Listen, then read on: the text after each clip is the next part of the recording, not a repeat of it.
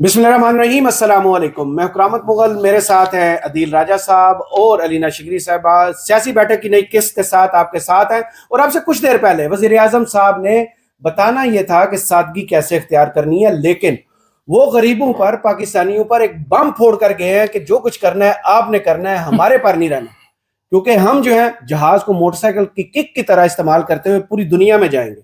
हम 11 अरब का जहाज खरीद लेंगे। हम उन पर जो पायलट उनको चलाने वाले वो 32,000 और $38,000 वाले रख लेंगे।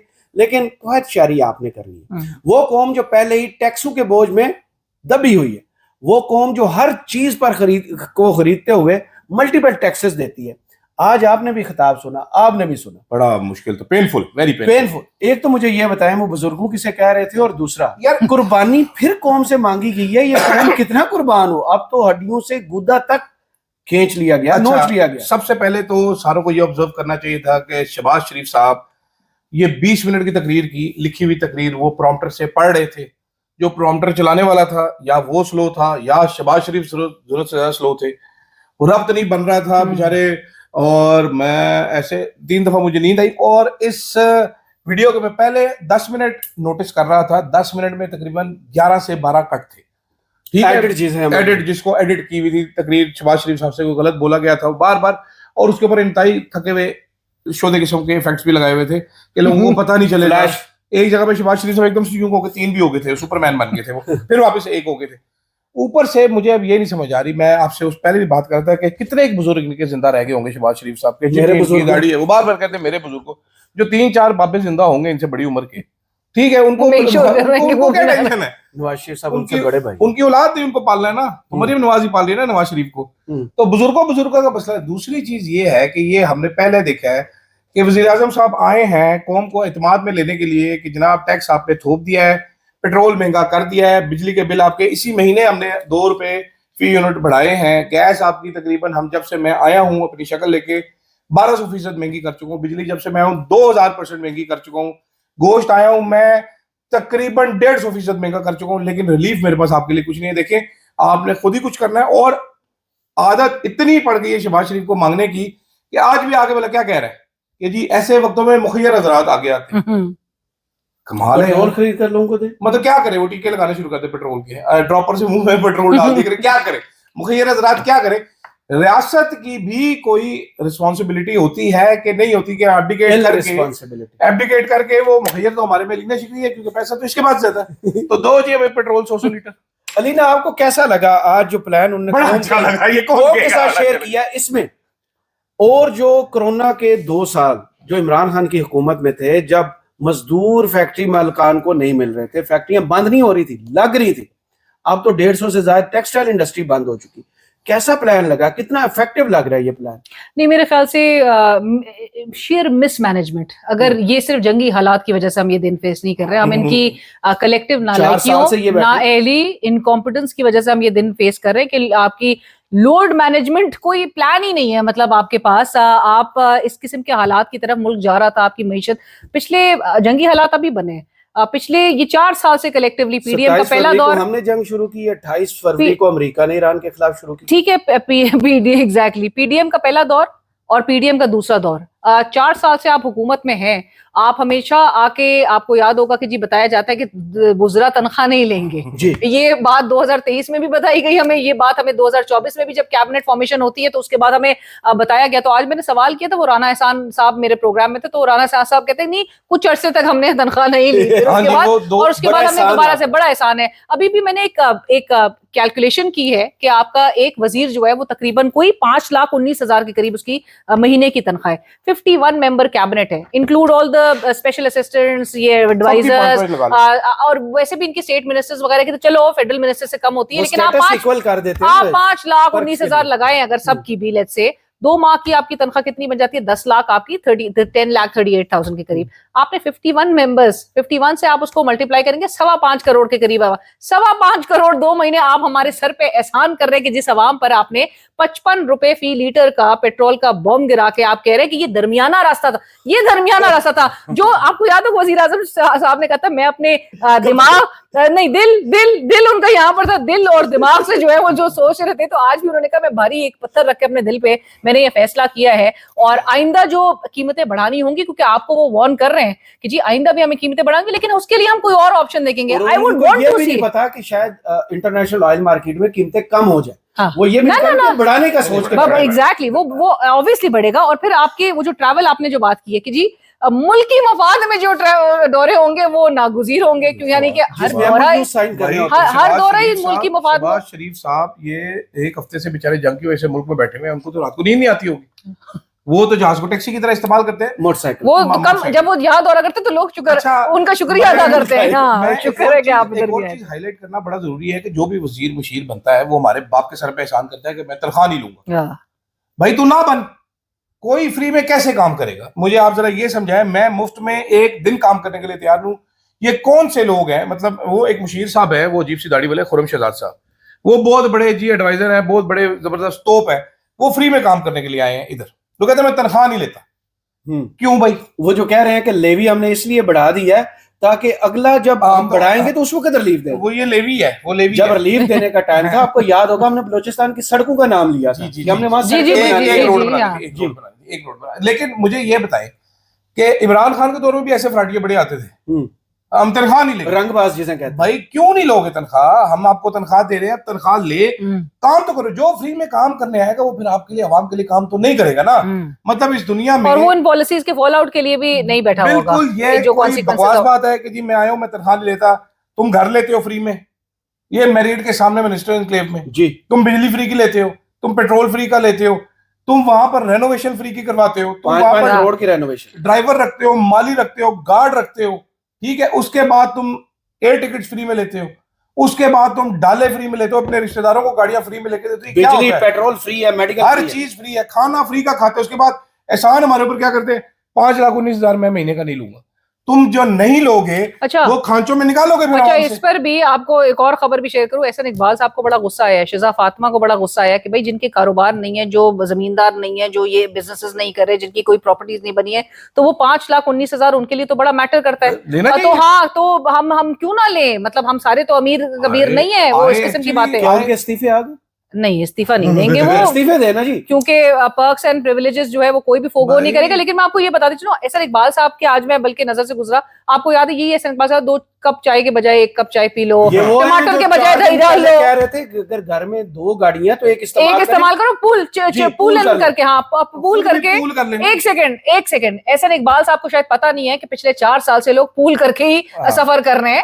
इसी तरह से हमें पता है जी, मतलब उनको लग रहा है कि वजीरों की अयाशी है कि एक ही जगह से निकलते हैं, ये एक ही जगह से निकलते हैं। मैं आपको मल्टीपल इंस्टेंसेस बता सकता हूँ। दफातर में जाते हैं, किसी जगह पे जाना होता है, एक वजीर अकेला अपनी गाड़ी में बैठ के आता है, 7 4 गाड़ियों का प्रोटोकॉल आता है, दूसरा वजीर उसी जगह से निकलता है, उसी जगह पे पहुंचना होता है, अकेला निकल के आता है, 7 वेली गाड़ियां फिर रही होती है। ये अगर जहाज में बैठ के जाते हैं तो गाड़ियां चेंज कौन करेगा? ये वो मेरे बुजुर्ग को आके 20 मिनट की तकरीर जारी, जिसमें 150 कट थे, प्रॉम्प्टर से देख के, मतलब हमारा वजीर आजम ये है कि जो ऐलान नहीं कर सका खुद से, वो प्रॉम्प्टर से देख के जो उसको लिखा गया वो पढ़ता रहा बैठ के आगे, और उसके बाद वो कह के गया जी कुर्बानी तो आपको देनी पड़ेगी, और मुखय्यर हज़रात अदील राजा को अब चंदा देना शुरू कर दी, क्योंकि मैंने ये हाल कर दिया कि सारे बेकारी हो जाएंगे। ये दुनिया में किधर देखा है ये सरकारी? आपको याद है माली और नहीं, तो नॉट अ बैकर ना, ही इज अ बैकर। हां, तो वो अपनी बात ही करता भाई, वो भीख मांगने, आई थिंक डेविस्टेशन, भीख मांगने आ गया। मैं ये बात समझती हूँ, beggars are not chooser. I think जो चूजर है ना वो इस वक्त तबाही है। डेविस्टेशन इज द हुकूमत है ओनली चूजर। हुकूमत में अभी पिछले महीने में 2 जहाज खरीदे जाते। भाई ये 2 जहाज खरीदे जाते। एक सेकंड, 8 मार्च ये लाहौर टू वियाना, ये फोटो देख लें सारे, ये लाहौर टू वियाना मरीम नवाज का जहाज गया है, ये N144S लाहौर टू वियाना 8 मार्च को। जंग शुरू होने के किस दिन जंग शुरू हुई है जी? 28 को शुरू हुई है ना, ये 8 मार्च को जा रहा है। ये कल की बात, पेट्रोल प्राइस बढ़ने से एक दिन पहले, कल हाँ जी, ये वियाना से होके आ रही है। क्या मरीम नवाज के लिए बिस्किट लेने गया था? ये खाली फिर के आ रहा है। सबसे ज्यादा महंगा जेट फ्यूल हुआ है ठीक है, ये बीबी जहाज चलाती फिर ये साथ, इसने 5 सहेलियां वो आगे 4 रखी हुई हैं, वो छोटे छोटे वो आगे हर एक को पड़ जाए कि ये अच्छा, बीबी ने भी कुछ मेजर्स लिए हैं, जिसमें हॉर्स एंड कैटल शो पे बड़ा, हॉर्स एंड कैटल शो पे बड़ी तनकीद हो रही थी, हमने खुद भी तनकीद किया, उसको सस्पेंड कर दिया है जी। आगे जाके वो कब अरेंज करती हैं। सबसे पहले प्लान देती है केपी हुकूमत इनको, जब इनको ब्रीफिंग दी जाती है वजीर खजाना और वजीर पेट्रोलियम की जानिब से कि भाईजान हमने जो प्रेशर रोकना था वो प्रेशर डबल करके अवाम की तरफ कर दिया, आपने भी यही करना है, वो इनकार कर देते हैं। उनका प्लान कितना आपको बेहतर लगता है? और जो आज मरियम नवाज साहबा ने वो प्लान दिया, और इस सारे मामले के दरमियान एक बात मैं मिस कर रहा हूं कि वजीर आजम साहब ने जिनको कटहरे में खड़ा करना था, जखीरा अंदोज, पेट्रोल पंप मालिकान जो पहले पेट्रोल जिनको फायदा देंगे खरीद के लाए उनको वो खबरदार कर रहे हैं, जिनको फायदा देंगे उनको वो कह रहे हैं खबरदार खबरदार, अब कानून हरकत में आ जाएगा। अब नहीं कमाने, क्योंकि हमने 113 अरब तुम्हें पहले दे दिए। एक पेट्रोल पंप जो है ना जी, और उस पर कम से कम, और उस पे आ जाके मतलब हैरत मुझे इस बात पे हो रही है कि आप डिफेंड नहीं कर सकते इस इकदाम को, उस पे राना एहसान अफजल साहब दीगर जो है वो आके जस्टिफाई करें कि नहीं जी हमने ऑयल मार्केटिंग कंपनीज को कोई प्रॉफिट नहीं। पेट्रोल पंप जो है ना उस पे कम से कम 1 लाख पेट्रोल जहीरा होता है, 1 लाख लीटर, 1 लाख लीटर। तो जिस दिन ये 55 रुपए बढ़ाए गए हैं, हालांकि 8 दिन का कहा गया लेकिन एक दिन पहले ही बढ़ा दिया गया इतनी जल्दी में, 55 लाख रुपया अगर एक पेट्रोल पंप वाला एक दिन में निकाल रहा है तो उसको किसने सीधा करना? भैया आप उसको विंडफॉल प्रॉफिट जो खुद दे रहे, ये क्या वो घर से आके थोड़ी लेके गए। आपने तो बेसिकली आपने क्या किया था, आपने शुगर मिल वालों ने आप कहा जी एक्सपोर्ट करनी चीनी एक्स्ट्रा, आपने कहा एक्सपोर्ट कर लें, उसके बाद शॉर्टेज हो गई, आपने कहा जी इंपोर्ट कर लें, उन्होंने अपनी चीनी दोबारा गोदामों से निकाल के बेच दी, साथ आपने कहा 20 रुपए प्राइस बढ़ा दी, तो आपने 20 खानदानों को पैसे दे दिए। अभी आपने क्या कहा, अभी आपने 4 कंपनियों को 113 अरब रुपया देंगे, 1 लाख गाड़ी है, ये डॉक्टर फरूख सलीम की मैं आपको वो बता रहा हूँ जी, 1 लाख गाड़ी वगैरह 95 अरब सालाना पेट्रोल इस्तेमाल करते हैं। अभी ये हमें बता रहे हैं कि जी हम सस्ता कर रहे हैं, हम 60% गाड़ियां बंद कर रहे हैं, 60% गाड़ियां आपकी बंद होकर आपका निजाम मुल्क सही चलता रहेगा आपके ख्याल में, तो फिर ये एक्स्ट्रा गाड़ियां, तो एक्स्ट्रा गाड़ियां तो कुछ दिन पहले पेट्रोल का सबसे बड़ी खबर पंजाब से ही देखी थी, जहाज के बाद जो दूसरी खबर जी 108 गाड़ियां 1 अरब 25 करोड़ रुपए की, उसमें आईजी पंजाब और चीफ सेक्रेटरी को 4700 सीसी गाड़ियां दी जाएंगी जो कि अनलिमिटेड पेट्रोल के साथ चलेंगी। सो मरियम साहिबा का 11 अरब का जहाज, $35,000 के 2 पायलट्स, माना जिनकी तनख्वाहें हैं, इस किस्म के उनके सारे जो शाहाना अखराजात है, उसको एक कॉस्मेटिक मेरे ख्याल से मेजर ज्यादा है। अवाम असल में आज का खिताब किस लिए था? लोगों को पैसिफाई करने के लिए ना। अब इनको डर खौफ इस बात का है कि शायद लोगों में गैरत आ जाए, हमारी कौम जो है वो किसी ना किसी वक्त तो शायद उसको जागेगी, इनको गैरत नहीं आएगी। मेरा ख्याल से मसले को सोचते हैं, उस पर सरेंडर करते हैं और फिर घर चले जाते हैं। नहीं, आज लोगों से लाइनों में लगेंगे, महंगा पेट्रोल ले लेंगे, चीनी की किल्लत होगी, लाइनें अच्छा, लगा वैसे मुझे हैरत होती आटे है, की किल्लत होगी, लाइनें लगा लेंगे। वैसे मुझे वाकई में इस बात पे हैरत होती है कि आप पेट्रोल पंप पे जैसी आप प्राइसेस जो है वो बढ़ाई जाती है, पैनिक बाय, आप फौरन पेट्रोल का रोक कर लेते हैं ना पेट्रोल लेने के लिए, पेट्रोल पंप्स के ऊपर जा रहे होते हैं, गाड़ियां बेतहाशा, आवाम आपको सड़कों पे नजर आएगी, लेकिन यही आवाम अपने हकूक के लिए सड़कों में नहीं नजर आएगी, आएगी तो गोली चल जाएगी। हाँ, डर खौफ या तो इतना क्रिएट कर दिए। एक मिसाल नहीं, लेकिन फिर बांग्लादेश और ये सारे जो ममालिक थे, वहां पे लोगों को नहीं खौफ था। हमारे यहाँ पर अभी मेरा ख्याल है गैरत की कमी है, विटामिन गैरत इज लेस। नहीं, वो आता है ना लेस विटामिन गैरत, नहीं तो फिर तो दबते रहेंगे, हमारे लिए फिर तो ये इस किस्म विजुअल नहीं आपने दिखाने, आपने बांग्लादेश के विजुअल्स नहीं दिखाने, क्योंकि ये ना हो कि कोई जो सोई हुई चीज है वो इश्तियाल एकदम से पैदा हो जाए। नहीं, लेकिन ये बतदरीज जो है वो बढ़ना तो है, क्योंकि अब इंटरनेशनल ऑयल प्राइस आज 119 पे चला गया था ब्रेंट। दूसरा, हुकूमत यही जो है आज कशकोल लेकर सऊदी अरब के पास पहुंची, 10 अरब चाहिए, पूरा बताया गया हमें। मैं तो पूछती हूँ कि 10 बिलियन की वो इन्वेस्टमेंट सऊदीज की किधर है? वो 10 अरब 10 अरब रुपए और 10 अरब की होनी थी। हाँ, तो यूएई से भी किधर है भाई? SIFC के वो जुबैर साहब सही कह रहे हैं। मैं ब्रेकडाउन देता। SIFC ने कहा था कि हम 100 अरब लेके आएंगे सऊदी अरब को। ये उन्होंने वो एक वीलॉग किया था, किसी ने आसिफ मुनीर साहब को कोट किया था, फील्ड मार्शल ने कहा था सऊदी अरब को मैं कहूंगा 10 अरब तो इधर ही ऐसे चुटकी मैं तुम्हें वापस नहीं दूंगा। ये जो 10 अरब सऊदी अरबिया की इन्वेस्टमेंट आनी थी ना, ये आनी थी जनाब इमरान खान के दौर से शुरू हुई थी कहानी जी, कि सऊदी अरबिया ने गवादर में एक ऑयल रिफाइनरी लगानी है, अरामको ने जी, ठीक है। वो अरामको इतना हरामको निकला है कि उसने अभी तक वो ऑयल रिफाइनरी नहीं लगाई, इस बात को 10 साल गुजरने वाले हो गए, ठीक है। तो 10 अरब जो है ना, वो 10 अरबी आए वहां पर, उन्होंने आगे अल्लाह या हबीबी किया, उन्होंने कहा चलो जी निकलो यहाँ से, ठीक है। ये वो अरामको की ऑयल रिफाइनरी लगी। मतलब आप अंदाज प्रायोरिटी देखो इस गवर्नमेंट की, कमाल खूबसूरत प्रायोरिटियां देखो इस गवर्नमेंट। कुर्बानी अवाम दे, हाँ जी, खुद पैसा हम बने, पैसा अरब दे, हम किस लिए बैठे हुए, IMF दे। वो उधर नहीं। जंग लगी हुई है, उधर मिसाइल लगी हुई है, उधर से मांगने चलेंगे। हाँ तो इसका अच्छा, मतलब हमें कुछ पूरा सरेंडर करेंगे हमें ना। पूरा बताया गया कि हालात मुझे बड़े। पता आपको पता क्या है। अब आप इमेजिन करें मिलते तरले से, तो फिर आप रिफ्लेक्ट करता है ना कि आपने अवाम को जो झूठे सारे बातें आप करते आए इतने पूरे अरसे से कि जी हम बड़ी अच्छी पोजीशन में आ गए हैं, हम मईशत बहुत बेहतर हो गई है, सब तमाम दावे धरे के धरे रह गए। SIFC को मैंने जरा गेज करने की कोशिश की, उनकी टाइमलाइन को ट्विटर पे, तो हर मीटिंग के ऊपर लिखा होता है कि पिछली मीटिंग के जो मिनट्स थे उसको इम्प्लीमेंट किया जाएगा। तो जितनी भी मीटिंग्स उनकी हुई है उसमें हर अगली मीटिंग में पिछली मीटिंग के मिनट जो है वो इम्प्लीमेंट होने होते थे, अज़म का अदा किया जाता था, और वो मिनट जो है वो इम्प्लीमेंट नहीं हो पा रहे। वो एक भी इन्वेस्टमेंट नहीं आ सक रही है मुल्क के अंदर, और मुल्क के इस तरह के हालात है। अब आपको पता है कंसर्निंग फैक्टर क्या है? आपकी रेमिटेंसेस जो 17-18 बिलियन डॉलर जो रेमिटेंसेस आती थी GCC इन्हीं मिडिल ईस्ट से, वहां आपका लेबर फोर्स जब फारिग होगा 35 से 40 लाख बंदा है वहां। ठीक है, जब वो फारिग, आप कैसे अकोमोडेट करेंगे अपने नहीं, वो फारिग नहीं होगा। आपने आपने वीडियोस नहीं देखी, बिल्डिंगें टूट गई इंडिया ने 50,000 बंदा निकाल लिया वापस, लेकिन कोई पाकिस्तानी आपने सुना है कि वो वापस आना भी चाहता हो? कोई नहीं आना चाहता।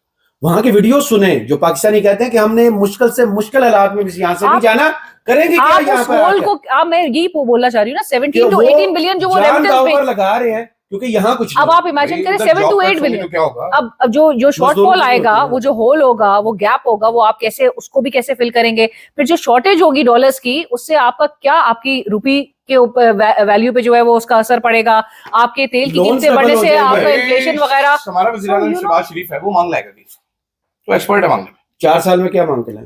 पता नहीं, जो भी लाए मांग के लेके आया, अपना तो कुछ नहीं। आज समझ आज लो। ना ना ना ना 2 अरब तो वो नहीं आ रहा जो अजरबैजान को हमेशा आज शहबाज- बताते रहे 4 साल से कि वो यहाँ पे और लेके एक आए। वो भी है, शहबाज वो साहब एक- की आज भी CV उन्होंने अपनी उस तरह से सामने रखी शुरू है। कैसे तकरीर आज की? जब उन्होंने शुरू की तो तारा उन्होंने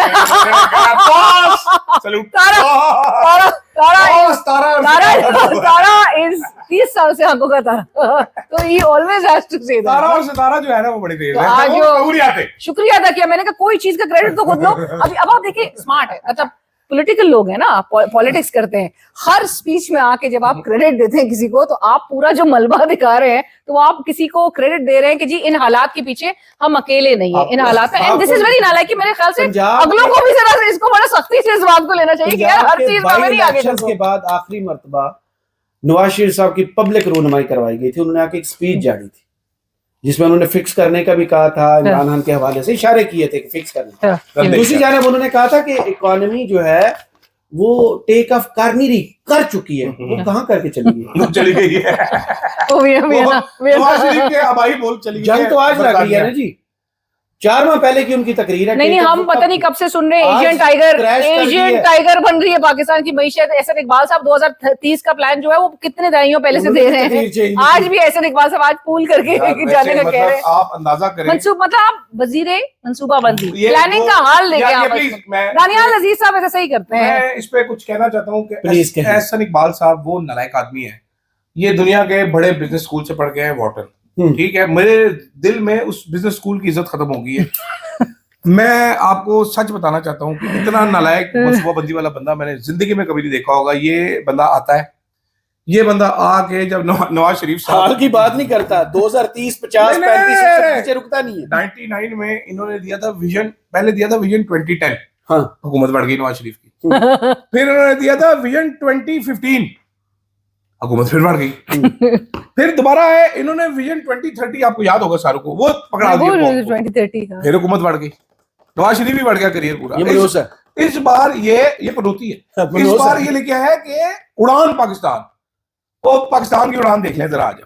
हाँ, तो नीचे इनको की कमर है। वो जो नोज वो ड्राइव। इंडियंस नहीं करते दरख्त से बांध के पहले यार आज क्या करना। नहीं, ये मतलब इतना नैश आदमी। क्या इस हुकूमत की आज मुकम्मल नाकामी का ये ऐलान था और क्या हाँ जी, सब बंद कर दिया आपने। क्या इस हुकूमत को चलाने के लिए इमरान खान की कहीं कमी नजर आ रही है? क्या दोबारा कल एक मुलाकात का दिन भी है? पिछले भी हुकूमत के पास मुकम्मल चांस था कि जंग का ऐलान हो रहा है, हम अफगानिस्तान के साथ जंग कर रहे हैं, उधर ईरान के साथ इंटरनेशनल वार स्टार्ट हो चुकी है, लेकिन हमारी सारी तवज्जो उस दिन भी यही थी कि हमने इमरान खान से उनकी बहनों की मुलाकात नहीं होने देनी, मुआलिजीन की मुलाकात नहीं होने देनी। इमरान खान का जो मेडिकल इशू है, इन सारे मसाइल के नीचे क्या PTI ने खुद दबा दिया है या वाकई वो मसला अब छोटा लगना शुरू आई थिंक मेरे ख्याल से पीटीआई के पास एक अपॉर्चुनिटी थी 8 फरवरी 2024 की इलेक्शंस की, कि जब पीटीआई जो है वो वाकई में वो पब्लिक क्योंकि बाहर निकली थी, और अब ये मेरे ख्याल से एक वो वाहिद एक सेकंड उनके पास अपॉर्चुनिटी आ रही है कि जहां पर आप वाकई में अवामी मसाइल के ऊपर खड़े होके आप अपने मुतालबात भी साथ रख के एक प्रेशर, आप हुकूमत दबाव में है, क्लियर पैनिक नजर आ रहा है, वो सब आपने पूरा मुल्क जो है वो बंद कर इंडिया दिया के है। साथ जंग होती है तो एस्टेब्लिशमेंट खुद राब्ता करती है ना इमरान खान से, भाई Exactly. ट्वीट कर दे। Exactly. So the incumbents are under pressure, under extreme pressure right now. सब बंद करके जब आप ये ईरानी जंग का एक जो शहबाजी टोटका जो हमें दिखा